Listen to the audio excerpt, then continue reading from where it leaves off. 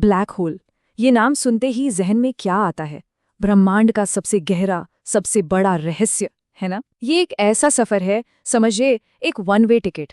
जाने का रास्ता तो है, पर वापसी का कोई चांस नहीं। तो चलिए आज इसी कल्पना की उड़ान पर चलते हैं और पता लगाते हैं कि अगर कोई इस अंतहीन अंधेरे में गिर जाए तो आखिर उसके साथ होगा क्या। इसे आप अंतरिक्ष का लास वेगस समझ लीजिए। मतलब जो कुछ भी अंदर होता है वो अंदर ही रह जाता है, कुछ भी बाहर नहीं आता। पर सबसे बड़ा सवाल तो यही है कि अगर कोई हिम्मत करके इसके अंदर चला ही जाए तो उसे दिखेगा क्या? अंदर का नज़ारा कैसा होगा?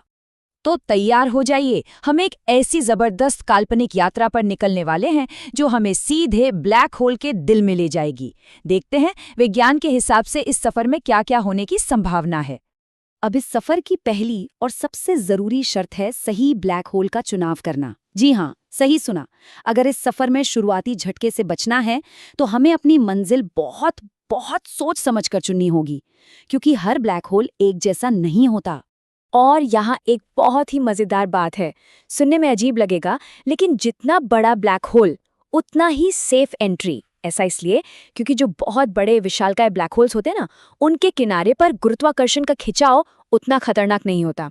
वहीं अगर किसी छोटे ब्लैक होल के पास जाने की गलती की तो उसके सेंटर तक पहुंचने से बहुत पहले ही समझिए एक नूडल की तरह खिंचकर मामला खत्म हो जाएगा। तो जाहिर है हमारी यात्रा के लिए हम चुनेंगे एक सुपर मैसिव ब्लैक होल।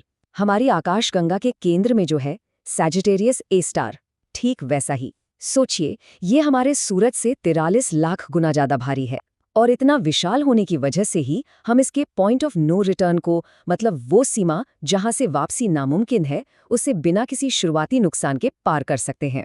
तो चलिए, अब जैसे जैसे हमारा काल्पनिक यात्री ब्लैक होल के किनारे के पास पहुंचता है, फिजिक्स के जाने पहचाने नियम मानो टूटने लगते हैं।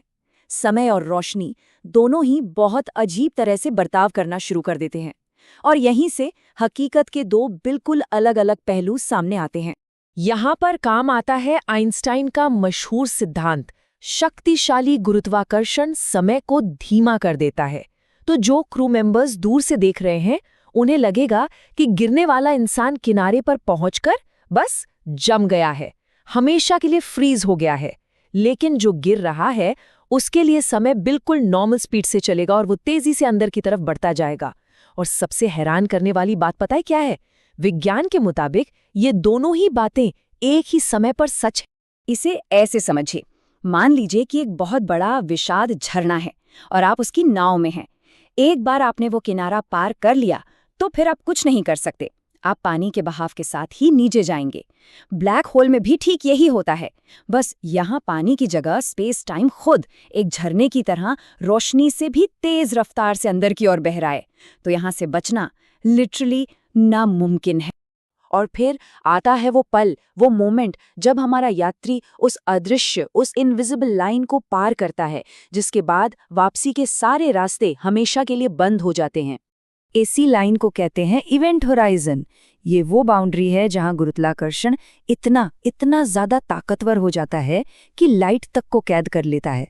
और जाहिर सी बात है, जब रोशनी ही बाहर नहीं आ सकती तो हमें वो जगह बिल्कुल काली ही तो दिखाई देगी।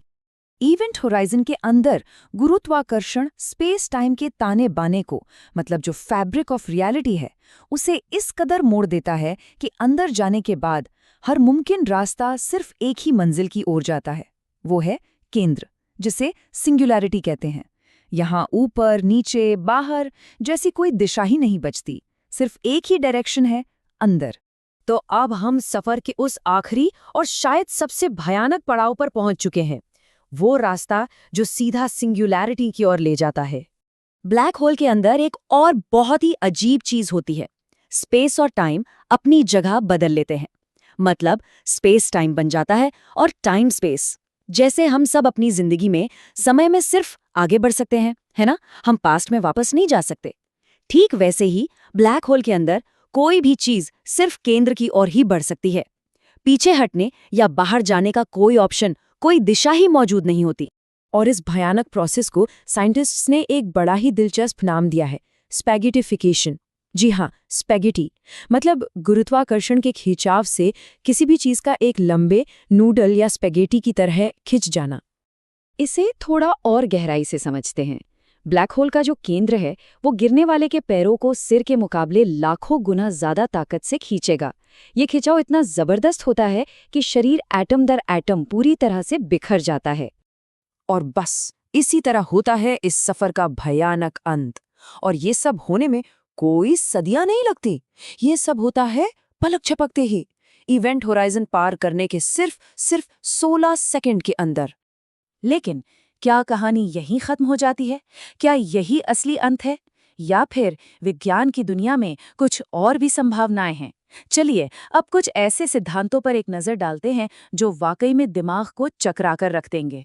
कुछ थ्योरीज हैं, कुछ बहुत ही हैरान कर देने वाली थ्योरीज, जो एक ऐसे रास्ते की ओर इशारा करती हैं जो शायद ब्लैक होल से बाहर निकलने का रास्ता हो सकता है। मिलिए व्हाइट होल से, जैसा नाम वैसा काम।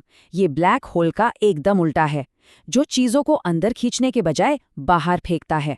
कुछ साइंटिस्ट का ये भी मानना है कि ब्लैक होल और व्हाइट होल एक वर्म होल के जरिए जुड़े हो सकते हैं, एक तरह का कॉस्मिक शॉर्टकट जो शायद किसी को दूसरे ब्रह्मांड में या किसी दूसरी जगह पहुंचा सकता है ना कमाल की बात? लेकिन रुकिए, एक और बहुत बड़ी उलझन है। एक ऐसी पहेली जो मॉडर्न फिजिक्स के सबसे बड़े नियमों को ही चुनौती देती है। इसे कहते हैं फायरवॉल पैराडॉक्स। अब देखिए, समस्या यह है कि फिजिक्स के 3 सबसे बुनियादी नियम ब्लैक होल के किनारे पर एक साथ सही साबित नहीं हो पाते। तीनों में से कोई एक गलत होना ही चाहिए। इसका मतलब क्या हुआ? इसका मतलब ये हुआ कि या तो इवेंट होराइजन पर सच में आग की एक दीवार है जो अंदर जाने वाली हर चीज को जला देती है, या फिर ब्रह्मांड की कोई भी जानकारी हमेशा के लिए नष्ट हो सकती है जो कि क्वांटम फिजिक्स के खिलाफ है, या फिर आइंस्टाइन का सबसे मशहूर सिद्धांत ही गलत है। और आज की तारीख में सबसे बड़ी पहेली यही है कि कोई नहीं जानता कि इन तीनों में से सच क्या है। और आखिर में ब्लैक होल हमें एक बहुत ही गहरे सवाल के साथ छोड़ जाते हैं।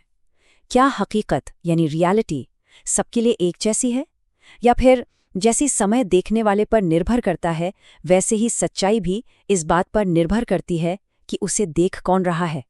ये एक ऐसा सवाल है, एक ऐसा विचार है जो ब्रह्मांड को देखने का हमारा पूरा नजरिया हमेशा के लिए बदल सकता है।